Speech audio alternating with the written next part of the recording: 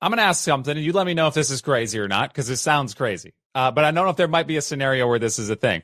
Is there ever been a scenario where somebody's a beneficiary? They came into this and it's rightfully theirs, but they don't want it. Is there a way for them to defer it or move it to somebody else? How does that work? Wow, now that's not a crazy question. That's a great question. And you were talking earlier about the unexpected situation.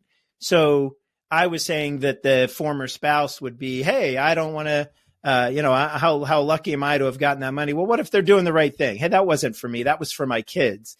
And it just never got named correctly. Or what if it's not really to my advantage tax-wise? There's a lot of reasons why you would not want an inheritance. And you can do what's called a disclaimer. And here you're saying, no, I don't want that. And that's not just disclaiming a will or disclaiming an inheritance through a will or through probate. You can disclaim a beneficiary. So again, this is a good and important reason why you have beneficiaries and contingents is if it's for your spouse, and if it's not for your spouse, it's for your kids, and your spouse says, I'm going to disclaim that. Well, they can't say, I don't want it, but give it to my kids, because that's kind of the same as them taking it and giving it to the kids.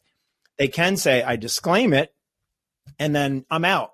Basically, you're saying it's as though I predeceased the person who just died.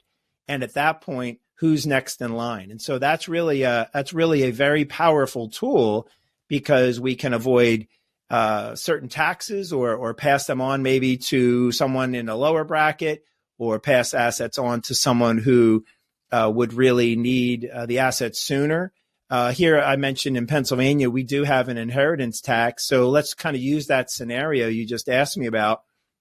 And the money ends up going to a former spouse. Well, that's not your spouse.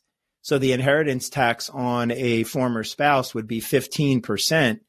Whereas if you left it to your kids, it would be 4.5%. So now all of a sudden, it's not just the right thing to do because that was a missed opportunity. You want to make sure that you are paying far less taxes in that kind of an example. Lots of reasons why you would want to do a disclaimer. And that's why good beneficiary and estate planning would map out all of your beneficiary scenarios. If I die, who should get it? But if not them, who, and then who, and then who?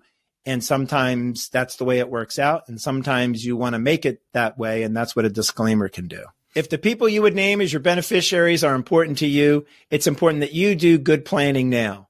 Get your successor owners, your contingent beneficiaries, not just the primary, in place.